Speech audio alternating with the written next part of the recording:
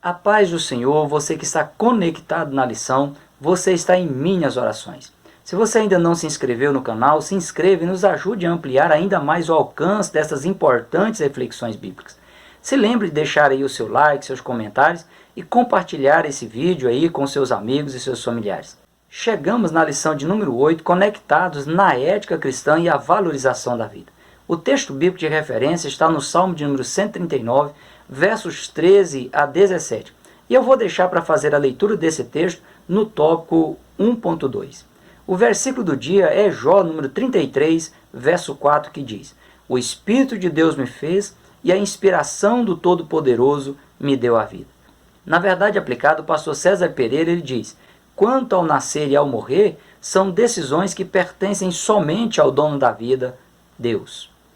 Aurélio ele conceitua a vida como sendo o conjunto de propriedades e qualidades que condicionam os animais, como também as plantas, a se manterem em contínua atividade com todos os mecanismos químicos necessários ao organismo para a formação, desenvolvimento e renovação das estruturas celulares, e para a produção da energia necessária às manifestações interiores e exteriores da vida, bem como as reações bioquímicas, podendo também crescer, reagir aos estímulos e à adaptação ao meio em que estiver inserido e reproduzir para preservar a sua espécie.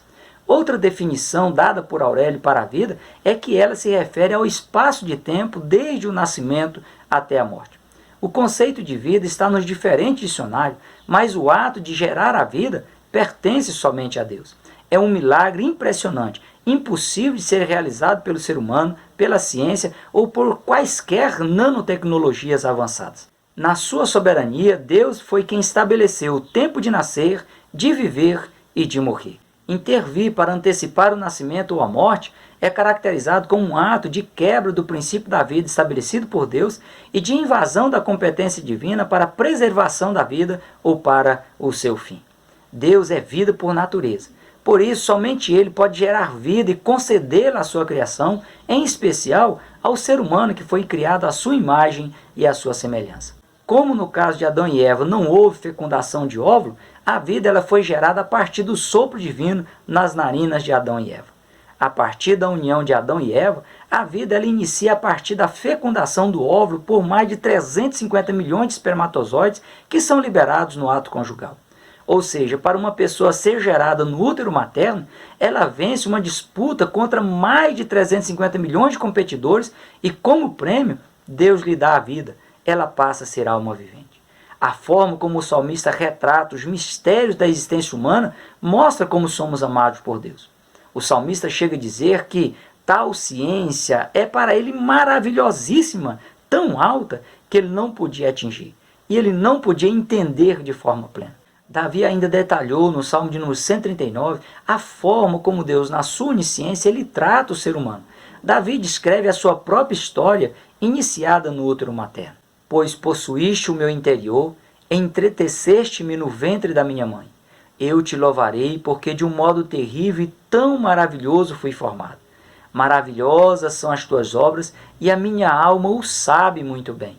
Os meus ossos te não foram encobertos, quando no oculto fui formado, e entretecido como nas profundezas da terra. Os teus olhos viram o meu corpo ainda informe, e no teu livro todas essas coisas foram escritas, as quais iam sendo dia a dia formadas, quando nem ainda uma delas havia. E quão preciosos são para mim, ó Deus, os teus pensamentos, quão grande é a soma deles. O fato de cada etapa da vida humana ser minuciosamente acompanhado por Deus mostra esse encantamento divino quanto à vida, independente de raça, de classe social ou de possíveis defeitos que uma pessoa pode vir a ter ou a desenvolver. O amor de Deus pelo ser humano é que leva a esse acompanhamento impressionante, como um especialista acompanhando a execução de uma importante obra. E o ser humano ele precisa se valorizar a partir da percepção de como Deus o valoriza. Caso haja alguma dúvida quanto às complexas questões da vida, o ser humano deve se aproximar de Deus para entendê-las, para se ajustar e também para sobreviver de forma saudável e sustentável. Do contrário, a pessoa ela vai experimentar crises existenciais, passando a questionar os próprios fundamentos de sua vida, se a vida ela possui algum sentido, algum propósito, algum valor, e ela vai desenvolver crises de ansiedade, cansaço mental, falta de vontade de socialização, desânimo, pessimismo, bem como alterações no apetite e no sono. Essas questões inevitavelmente vai debilitar a pessoa fisicamente, vai diminuir a sua imunidade, vai comprometer a sua qualidade e também a continuidade de sua vida, podendo colocá-la aí sob risco de morte prematura. O que sabemos tem sido ampliado dada a implementação dos estudos a partir da tanatologia, que é o tratado sobre a morte, a teoria sobre a morte, que é a parte da medicina legal que se ocupa da morte e os problemas médicos legais com ela relacionados. Uma das preocupações da tanatologia é ajudar as pessoas, em especial os familiares, como lidarem com a morte. O ato de desobediência de Adão e Eva no Jardim do Éden gerou inicialmente uma morte espiritual e, em consequência dessa morte espiritual, veio a morte física, que é a interrupção da vida humana. A sentença divina foi: no suor do teu rosto comerás o teu pão, até que te tornes a terra, porque dela fostes tomado, porquanto és pó, e em pó te tornará. É difícil definir onde está o limite entre a vida e a morte, já que algumas pessoas são mais resistentes, enquanto que outras pessoas morrem por questões mínimas. Como bem frisa o pastor César Pereira, para a medicina a morte ela consiste na ausência total de sinais vitais, momento em que o coração para de bombear o sangue para oxigenar o corpo e ocorre a morte cerebral. Já na visão teológica, a morte ela ocorre a partir da separação da parte material do corpo da parte imaterial, que é a alma e o espírito. Quando o corpo, que é feito do pó, ele volta à terra como era, e o espírito, ele volta a Deus que o deu. O que pode prorrogar a vida, além das ações da pessoa em procurar viver de forma saudável, de forma sustentável, são as orações intercessórias que promovem livramentos. E o que pode fazer com que a pessoa morra de forma precoce são as ações humanas continuadas, no sentido de desobedecer à vontade de Deus de forma deliberada, por meio aí de atitudes de alto risco de morte, tendo em vista a quebra dos princípios divinos. Todos os problemas enfrentados pelas pessoas têm origem na existência do pecado e na disposição da humanidade em viver fora da vontade de Deus, quebrando os princípios morais e éticos estabelecidos por Deus. Não fosse o pecado ter gerado uma desordem total na vida humana, inexistiria problemas espirituais, materiais, emocionais e sociais. Os atentados contra a vida, eles só ocorrem se o primeiro e o sexto mandamento, se o primeiro e o sexto princípio moral e ético dado por Deus for infringido. E Jesus disse-lhes: amarás o Senhor teu Deus de todo o teu coração e de toda a tua alma e de todo o teu pensamento. Este é o primeiro e grande mandamento. E o segundo é semelhante a este: amarás o teu próximo como a ti mesmo. E em Êxodo capítulo 20, versículo 13, está o sexto mandamento: não matarás. Ao desconsiderar o amor de Deus e sua vontade, a pessoa deixa de querer satisfazer a sua vontade, de retribuir o seu amor. Por isso abandona e fere a santidade de Deus. Ao deixar de amar ao próximo ou a si mesmo, ao deixar de desejar o bem para si ou para as outras pessoas, a pessoa ela se torna capaz de atentar contra a vida, de cometer assassinato, de se suicidar ou de matar outras pessoas. Há N forma de uma pessoa ela atentar contra a sua vida ou contra a vida de outras pessoas, mas há 3 formas diretas e fatais. A questão do aborto tem sido tema de debates em todo o mundo e a pressão por sua legalização plena é muito grande no mundo. De acordo com matéria publicada no site Estado de Minas Gerais em 23 de agosto de 2020, com base em levantamento feito pela organização não governamental Center for Reproductive Rights, a maioria dos países desenvolvidos já permitem o aborto até o 3º mês de gestação. Em 67 países, interromper a gravidez é uma decisão exclusiva da mãe da mulher grávida. No Brasil, desde 1984, o Código Penal prevê que o aborto é crime, sendo permitido apenas em caso de estupro, de risco da vida da mãe, ou quando o feto ele não possui a maior parte do cérebro, que são os casos de anencefalia. O pior é que nos locais onde não é permitido, o aborto, a interrupção da vida depois de gerada, é feita em clínicas clandestinas ou em locais insalubres, sem condições mínimas de higiene e também sem condições de assistência médica adequada em caso de complicações. Esse é o mais cruel ataque que alguém pode empreender contra o ser humano, pois se trata de uma pessoa totalmente inocente e indefesa, sem nenhuma condição de lutar pela própria vida. O pior é que todos os que defendem o aborto, que defendem a interrupção da vida no útero de uma mulher, eles já nasceram. Outra forma fatal de interrupção da vida é o atentado contra si mesmo, que é conhecido como suicídio. É a ação da pessoa em assassinar a si própria e pode ser considerado o mais cruel ato de autodestruição, de concretizar o desejo de dar cabo à própria vida de maneira prematura. Embora os números de suicídio no mundo sejam aquém da realidade, até como uma estratégia para se evitar o crescimento ou o estímulo a mais pessoas atentarem contra suas próprias vidas, em matéria publicada na Folha de São Paulo em 3 de julho de 2020, Bia Pereira, diretora e coordenadora da agência CQM, ela afirma que ocorre um suicídio a cada 40 segundos no mundo e 20 outras tentativas para cada caso. E segundo a Organização Pan-Americana da Saúde, o suicídio tem feito quase 800 mil vítimas anuais. O suicídio é a segunda principal causa de morte entre os jovens com idade entre 15 e 29 anos. 79% dos suicídios no mundo ocorrem em países de baixa e média renda. Ingestão de pesticida, enforcamento e armas de fogo estão aí entre os métodos mais comuns de suicídio em nível global. O suicídio é um grave problema de saúde pública, no entanto, eles podem ser evitados em tempo oportuno, com base em evidências e com intervenções de baixo custo. Mas para uma efetiva prevenção, as respostas nacionais elas precisam de uma ampla estratégia multissetorial, inclusive trazendo esses temas para serem debatidos dentro da igreja para uma maior conscientização. Uma pessoa que chega ao ponto de desejar matar a si mesmo só o faz por estar mergulhada em uma dor emocional, em uma dor psicológica considerada por ela como sendo insuportável. A pessoa quer simplesmente escapar dessa dor horrível.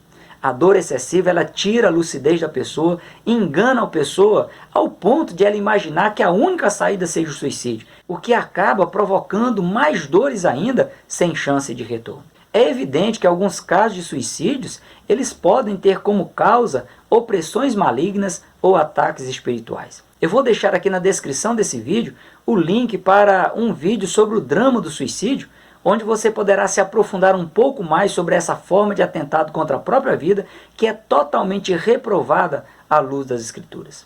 O cessar da vida pela eutanásia é a terceira e direta fatal forma de atentar contra a vida que foi dada por Deus como prêmio numa disputa entre mais de 350 milhões de concorrentes. O termo eutanásia é a junção de dois vocábulos gregos, eu, que significa boa, e thanatos, que significa morte, tendo como tradução literal, boa morte. Ou seja, é a tentativa de dizer que uma pessoa possa ter aí uma boa morte por ser assistida e induzida. A eutanásia é definida como a conduta pela qual se traz a um paciente em estado terminal ou a um portador de enfermidade incurável que esteja em sofrimento constante, uma morte rápida e sem dor.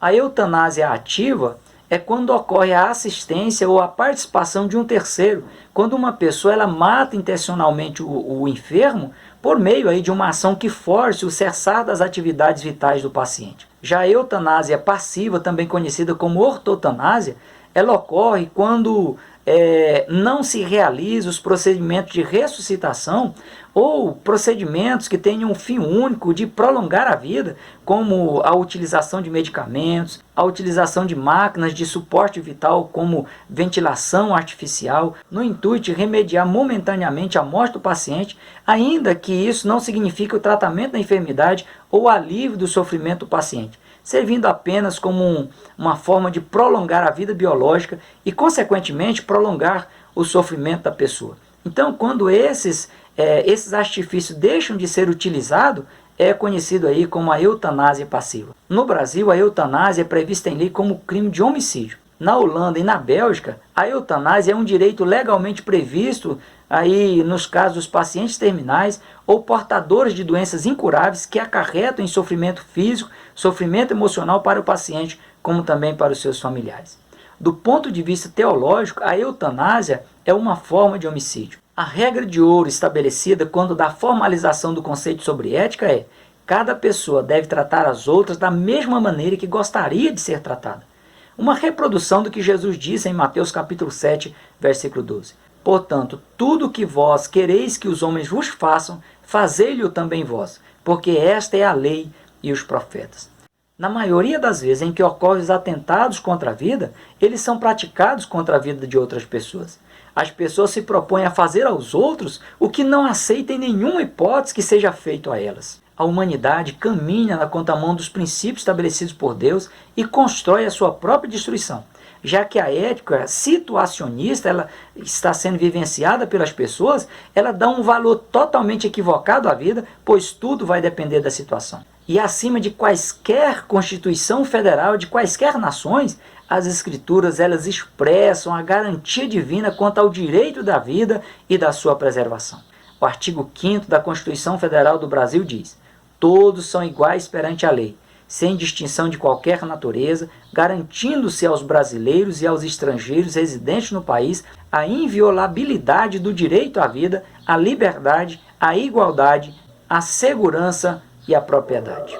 O artigo 2º do Código do Processo Civil ele diz que a personalidade civil da pessoa começa com o nascimento, começam com a vida. Mas a lei ela também põe a salvo, desde a concepção, os direitos do nascituro.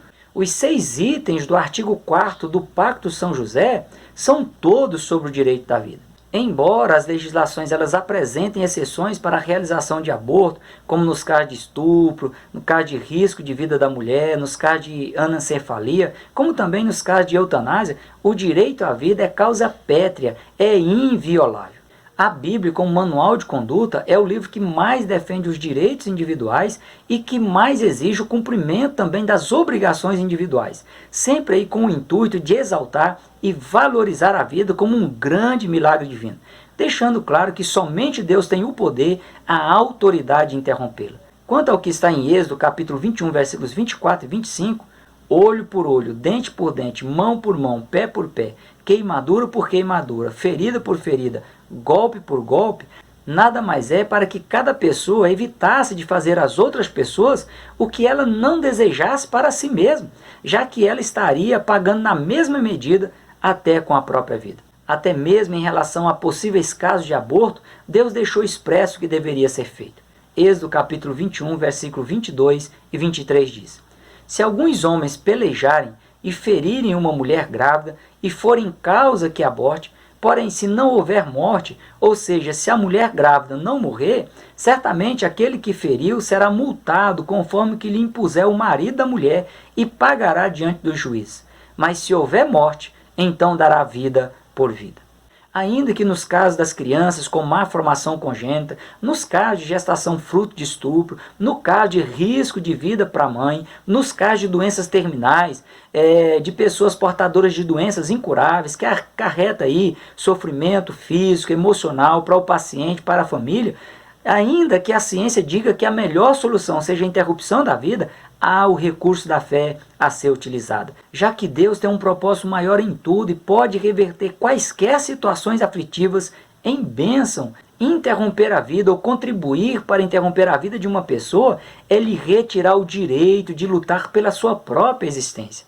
Além disso, deve-se levar em consideração os efeitos psicológicos para as pessoas envolvidas aí nos casos de aborto, de eutanásia, de assassinato, de homicídio, como também as consequências espirituais podendo impedir a pessoa de ter a sua salvação eterna. Nos casos das doenças psicossomáticas, psicológicas ou de opressão maligna, há recursos na medicina, há recursos no mundo espiritual para tratar e preservar a vida, que é um dom de Deus, e ninguém tem o direito de tirá-la. Ainda que imagine-se haver aí bons motivos para tirar, para interromper a vida de maneira precoce. Portanto, valorize a vida dentro do padrão ético e moral instituído por Deus. Que o Senhor Deus te abençoe e te guarde. Que o Senhor faça resplandecer o seu rosto sobre ti e tenha misericórdia de ti. Que o Senhor sobre ti levante o seu rosto e te dê a paz. Até o próximo encontro, conectados na lição.